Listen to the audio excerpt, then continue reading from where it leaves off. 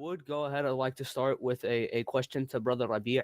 I saw that the hadith in you claim that the hadith of Sunan Abi Dawood where the Rajul apparently says that he's shocked to see a man says that the mount of Al Hasan ibn Ali salamullahi alayhim ajma'in is of course it's da'if.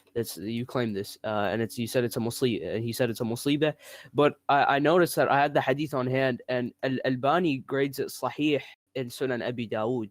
So I want to clarify on this opinion of tad'if, because we take scholars over laymen. On the opinion of this tad'if, is there a single scholar who graded this hadith da'if in a tahqiq of Sunan Abi Dawood? That's my question. Did a scholar grade this da'if in a tahqiq of Sunan Abi Dawood or not? I showed why this hadith is da'if, but no, I didn't find. I can't right now find a scholar that graded it as da'if.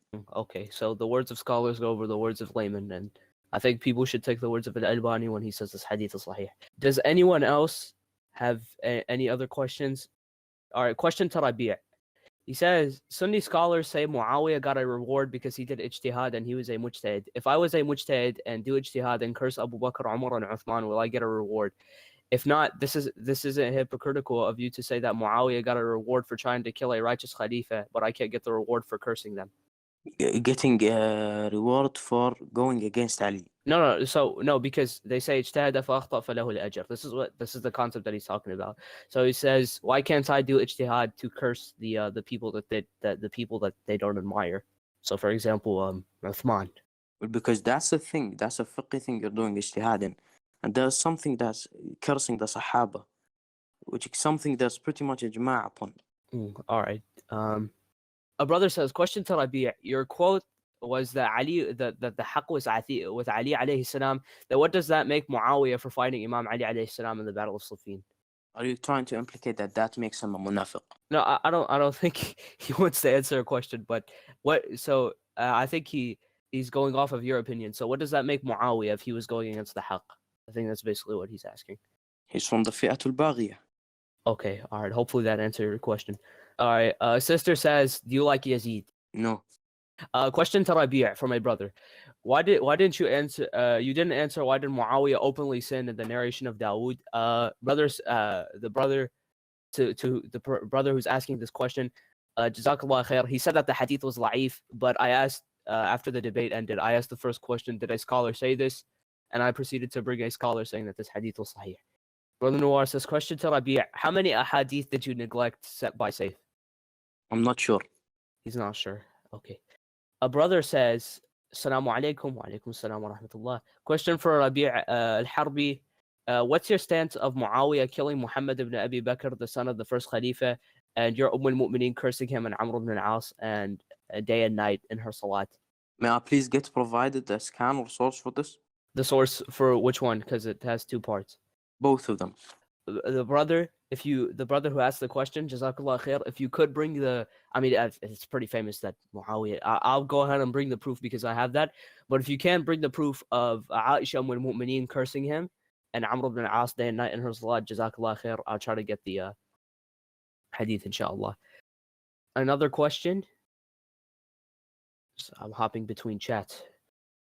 Jazakumullah khair for having. I have a question if that's okay. Yeah, but question was asked first real quick, so we just want to sorry. get this answered. Jazakallah khair. Real quick, I want to the thing of Muawiyah killing Muhammad ibn Abi Bakr salamullahi alayhi and mutilating his body is recorded in Tarikh al-Tabari. I do not have this on hand, and it's also recorded in Tafkirat al-Khawas Sibt ibn al-Jawzi, Allah yaghfir lah. He recorded what Muawiyah and his goons did to Muhammad ibn Abi Bakr. After killing him, they put his body in the skin of a donkey and then they burned it to ash. And when Aisha heard the news, it is said that she used to pray against Muawiyah in her qunut every day for him and Amr ibn al-As until the end of her life. So that's the source I have on hand is Sibt ibn al-Jawzi's book Tadhkirat al-Khawas, but this is like an undisputed fact. This is I've never seen a scholar give an alternate opinion for how Muhammad ibn Abi Bakr died. Radiyallahu anhu Shaheed Muhammad. A brother asks, what are your reasons for doing taradli on him, i.e. Muawiyah, if he has no virtues? He was a Sahabi that was with the Prophet, peace be upon him. All right. A brother says, to Rabi', why did you not bring a single scholarly opinion to the tad'if of the hadith? I brought from one of the Rijal showing why it's ضعيف, but I didn't do a scan of his color grading it as so. A question to Saif. How many Sahaba did he kill directly and indirectly? I Muawiyah. Allahu a'lam, ya akhi. It's one of these sad facts of Islamic history. I'll name is the ones that I know off the top of my head. You know, Ammar ibn Yasir is definitely one of them. Muhammad ibn Abi Bakr is considered a Sahabi for us. The Nawasib try to say he's a Tabi'i because they want to hide the fact that Muawiyah murdered him in cold blood. You have Amr ibn al-Hamaq al-Khuza'i, salamullahi alayhi. You have Hujr ibn Adi al-Kindi, salamullahi alayhi. You have the Abdul Rahman ibn Khalid ibn al-Walid. He was also poisoned. You have Sa'ad ibn Abi Waqqas. There is strong implication that Muawiyah poisoned him. You have there's many more. I think I have two more to name. So there's also one. There was another one. There were two others killed in Siffin. One of them was Khuzayb ibn Thabit al-Ansari, salamullahi alayhi, and Uwais al-Qarani. Ahsan, Uwais is a tabi'i for Ahl Sunnah. All the Sahaba who they don't like, you know, Hujr ibn Adi, they try to say Sahaba, and there's like so many sources on him being a Sahabi. But anyway, I hope that answers the question. So Muawiyah directly or indirectly was involved in the shedding of the blood of multiple companions of Rasulullah sallallahu alaihi wasallam. Good. To continue on with the questions, a brother asked me in personal DMs. He said, "Is it nabsh al-qubur haram?" So why did Muawiyah? Because you said that what's it called? You said that there was no problem with Muawiyah doing that, but I think everyone here sees a big problem, and especially a Muslim himself. He feels very, very lighthearted, and he gets soft when he hears that Muawiyah he dug up the graves of the shuhada, salamullahi alayhim, the ones that stayed back with Rasulullah and didn't run to the Jabal. And so how is Muawiyah doing nabsh of the qubur justified? Because all the ulama say that this is haram. حرام لا يجوز نبشها إلا في حالة الضرورة, and this was a حالة of ضرورة. How is it a حالة of ضرورة? Because it was for مصلحة عامة, for إيصال the ماء to the Muslimin. And even in another أثر it says the water got to the grave. He just said أراد أن يجري عينه. That's it. That's what Muawiyah wanted. That's not what the Muslimin needed. That's not what the hadith said. Question for Saif. Do you view Imam al-Nasa'i in a positive light? Because al-Nasa'i was killed for narrating the fadail of Ali alayhi salam and not refusing to narrate. Well, he couldn't narrate a single fadail of Muawiyah. La ashba' Allah batna. I said, and I think this is recorded, I said, Allah yaghfir lah. Me, I think that I grew up with the belief that Jannah wasi'ah. Jannah is very, very large. And I think that the Imam al-Nasa'i's love for Amir al-Mu'mineen, salamullahi alayhi, it may make up for any mistakes or any views that he may have had that were incorrect. Because of his book of Khasa'is Amir al-Mu'mineen, it keeps the Wahhabis up at night, alhamdulillah. His Khasa'is Ali, they have tried everything, like the Wahhabis have done tahqiq of it, they try to weaken the narrations, طَيَحَظْهُمْ Nasa'i, with the Khasa'is of Amir al-Mu'mineen, salamullahi alayhi. And he also, go ahead.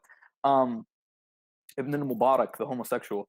But anyway, what I was saying is, and if you want proof for that, I can get you the ether later. You have to give me a day. But anyway, what I was saying, with his death, it shows you that there is no fadila for Muawiyah, because Dahabi in Sir A'lam al-Nubala, he says that in Nasa'i, in Jarh and Ta'dil, was on the same level as Muslim. So when he tells you there's no fadila for Muawiyah, closest thing you have to a fadila is La ashba' Allah batna, and he gets killed for it, for the one hadith which is supposed to be praised according to the modern day lovers of Muawiyah. It shows you this hadith has no merit for Muawiyah whatsoever. In fact, we all saw Imam Muslim himself, he put it in the bab of Man la'anahu aw sabbahu aw da'a alayhi Rasulullah. What a great merit for someone is that the Prophet prayed against them, cursed them, or insulted them. But I hope that answers the question. So I think that is just about going to wrap up the Q&A and the whole event. Jazakumullah khair for visiting. May Allah reward us all, including the two debaters. Thank you, Brother Rabi' al-Harbi, for taking the time to come and debate in the server. Jazakallah khair. And Jazakallah khair to Brother Abbas for timing and moderating most of the time, because I had some PC issues, but and for anyone asking, this debate will most likely be posted on the Mu'minun YouTube channel. But indeed, يعني none of this would have happened without you guys listening, and of course without any open minds to understand the words. But so jazakumullah khair. That's about to wrap it up. وصلى الله على محمد وعلى آل بيته الطيبين الطاهرين.